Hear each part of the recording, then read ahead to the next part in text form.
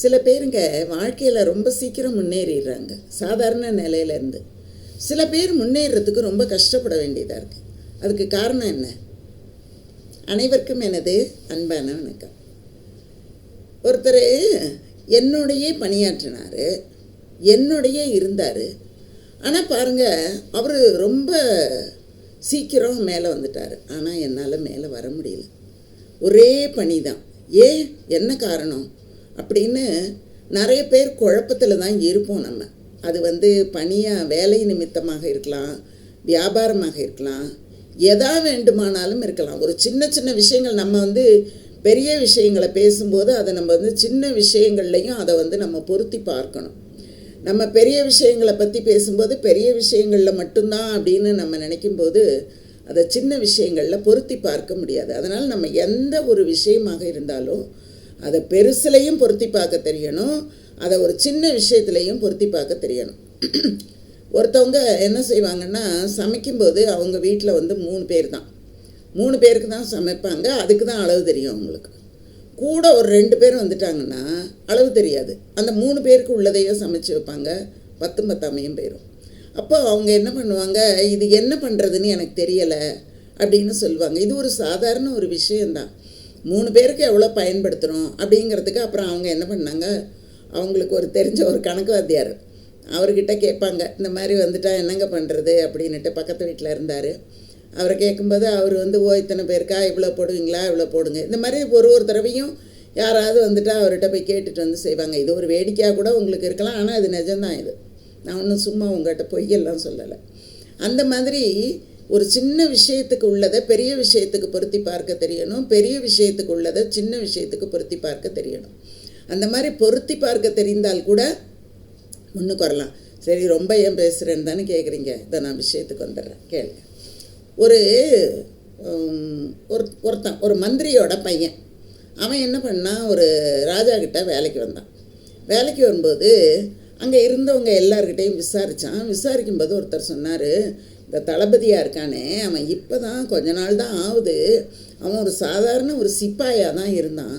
ஆனால் ரொம்ப சீக்கிரம் அவன் தளபதியாகவும் உயர்ந்துட்டான், வருமானமும் உயர்ந்துட்டு, வாழ்க்கையில் எல்லா வளங்களும் உயர்ந்துட்டு மிகப்பெரிய இடத்துக்கு வந்துட்டான். அது எப்படின்னு எனக்கு புரியலை அப்படின்னு சொன்ன உடனே இந்த மந்திரியோட பையன் என்ன பண்ணான், மந்திரிக்கிட்ட போய் கேட்டான், எப்பா அது எப்படிப்பா நடந்தது, என்ன தான்ப்பா அவர் பண்ணுறாரு அப்படின்னு கேட்டான். அப்போ அவர் சொன்னார், என்னங்கிறத நீ அவரோட இருந்து பாரு, அப்போ தான் உனக்கு புரியும். ஏன்னா சில விஷயங்களுங்க சொன்னால் புரியவே புரியாது, அதை ஏற்றுக்கொள்ள மனம் வராது.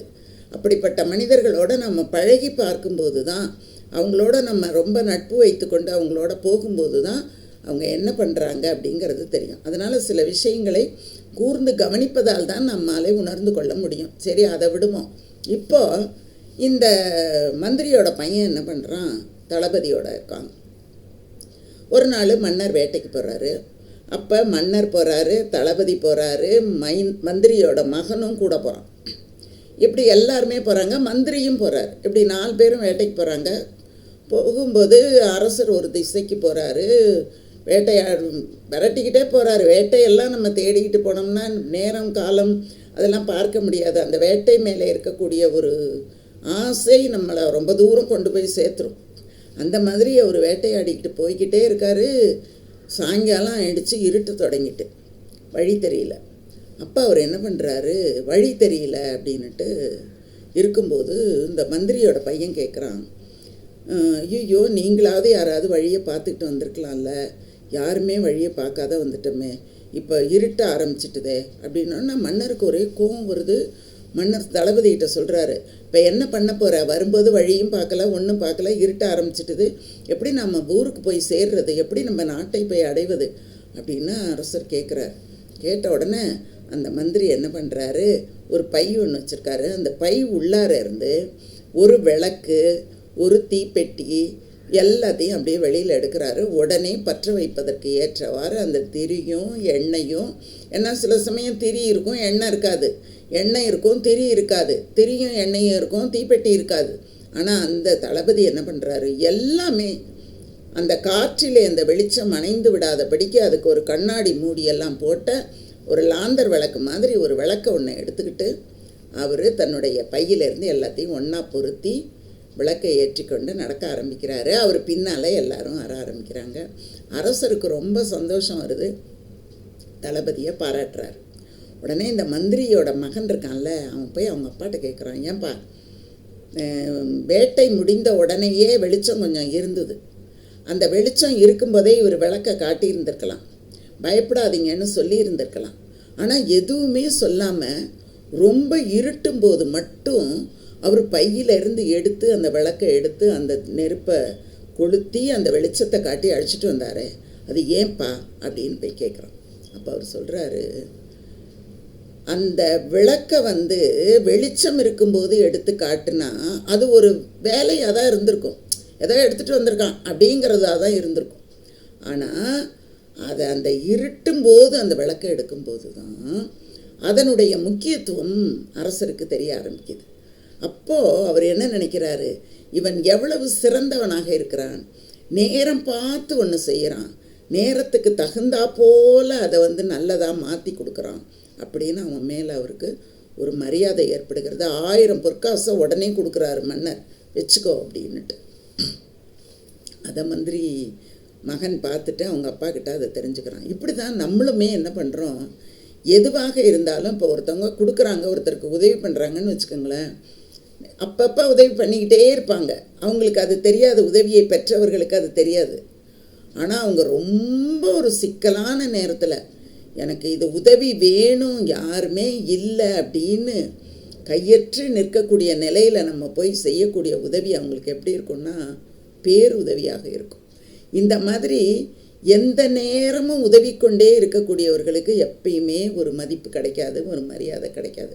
நிறைய பேர் புலம்பரத்தை பார்க்கலாம், ஐயோ நான் அந்த குடும்பத்துக்கு எவ்வளோ பண்ணியிருக்கேன், கொஞ்சமாவது நன்றி விசுவாசம் இருக்கா அப்படின்னு கேட்குறவங்க இருப்பாங்க. இன்னும் சில பேர் சொல்லுவாங்க, ஐயோ நாங்கள் எத்தனை பேரை எங்கள் வீட்டில் வச்சு பார்த்துக்கிட்டோம் தெரியுமா, இன்றைக்கி யாரும் என்னன்னு கூட கேட்குறதில்ல அப்படின்னு சொல்லுவாங்க. எந்த மாதிரி நேரத்தில் நாம் அதை செய்திருக்கிறோம் அப்படிங்கிறது தான் முக்கியம்.